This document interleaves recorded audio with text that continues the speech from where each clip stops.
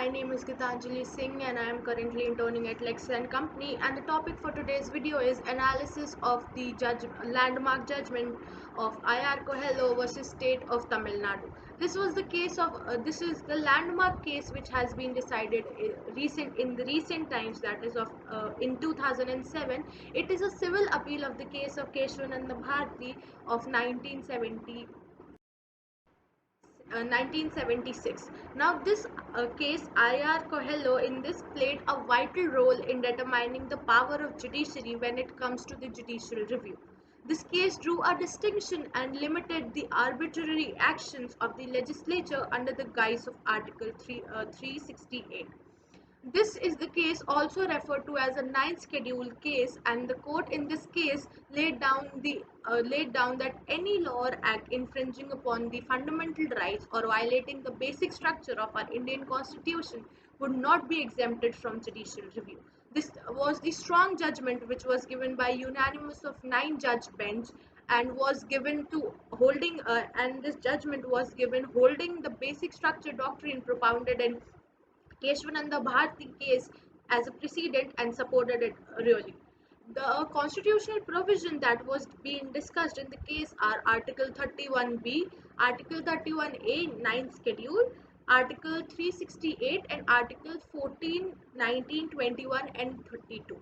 This case arose because of the reference made by the five-judge Constitution Bench in 1999 after the Guldar Janmam Enterprises. That was the case of abolition and conversion into Ryotwari Act 1969 was struck down by the Supreme Court in the case of Balmadi's Plantation Limited versus State of Tamil Nadu. In that case, the Constitution Bench, in its referral, noted that according to the Vaman Rao case and another important landmark judgment, insertion of amendments in the Constitution after Keshwananda Bharti case was by inserting new laws in the 9 schedules can be challenged on the grounds that they are violative of fundamental rights provided in Article 14, 19, and 21 and 32.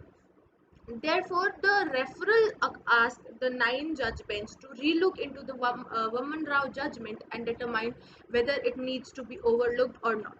The facts of this case of IR Coelho versus State of Tamil Nadu, where the case arose because of Guldar Jamam Enterprise, in which vested forest lands in Jamam Enterprise in Tamil Nadu was struck down by Balmadi's Plantation Limited versus State of Tamil Nadu. It was struck down because it did not take account on agrarian reform which could be protected by the Article 31A of the Constitution.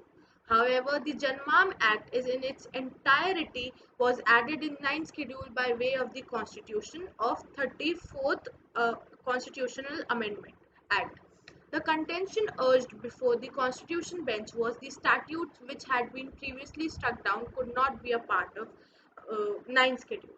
The issues in this case were that can a 9th schedule be exempted from judicial scrutiny?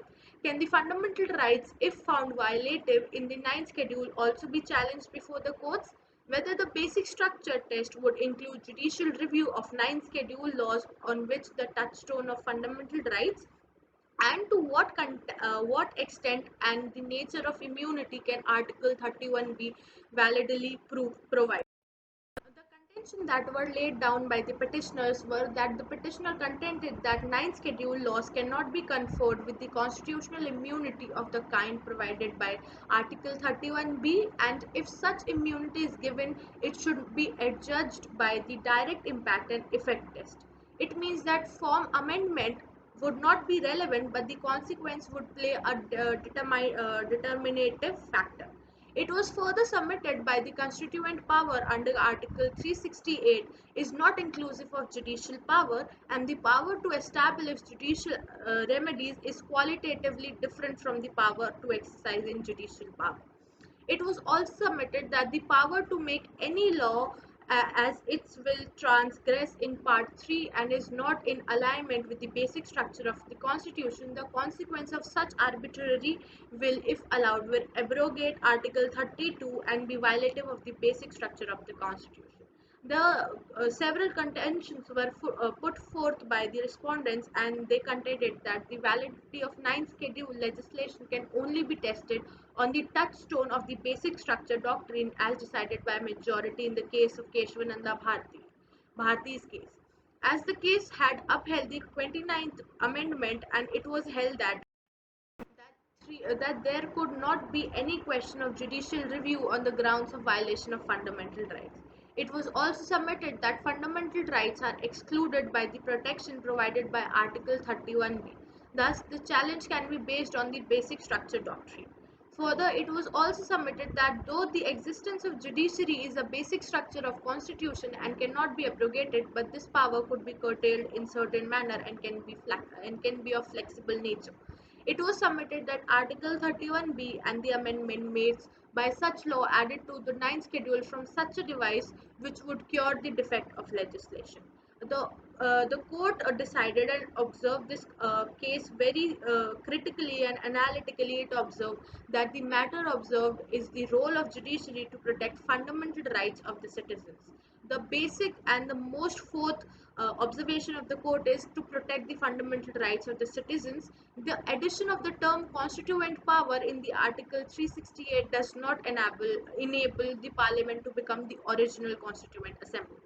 Even after the inclusion of the constituent power in the article 368, the limitation of basic structure doctrine, which alters the identity of the constitution or tampers with the vital elements which forms the core of the constitution, would be disregarded. The court, in its ratio decidendi, that is the reason of the judgment, held that the use of Article 31B to immunize ninth schedule from judicial review by making it the part third inapplicable to such laws would render the basic structure doctrine redundant. It would result in altering the identity of constitution whilst also changing the limited amending power of the parliament. The court stated that the object behind Article 31B is to remove difficulties and not obliterate a Part 3 in its entirety of the judicial review. The judgment of this case was that in this unanimous decision was held, including ninth schedule, which abridges the rights conferred in Part 3 of the Constitution, would be invalidated by the exercise of judicial review. The effect and impact test must be considered while determining whether the law is destroyed, whether the law is destroying the basic structure doctrine or not. And all the amendments to the Constitution made on after 24th April 1973, by which ninth schedule is amended, must be tested on the touchstone of basic features of the Constitution as reflected in Article 21, 14, and 19 of the principles underlie. That means it has been given a retrospective effect. Any law held to be violative of any article, any right in Part 3, which is added in ninth schedule after 24th 19, can be challenged on the ground that it destroys the basic structure as indicated in Article 14, 19, and 21. Judicial review is basic structure of the Constitution, and no law can immunize from judicial scrutiny by way of addition in the ninth schedule.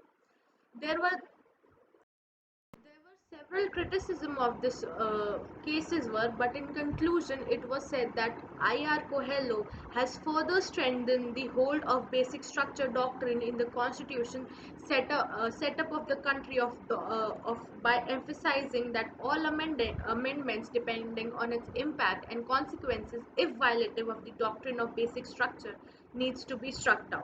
Judicial review in the most effective way to deal with the laws that infringe upon the fundamental rights, the democracy of the Indian citizens, must be struck down clearly and at the same time. The legislature cannot act with impunity by using concept of federalism and welfare state to bring legislation to fulfill their ulterior motives to amend the constitution and weaken the constitution and making them the superior part of the country is any motive of invalidating upon the fundamental rights must be struck down.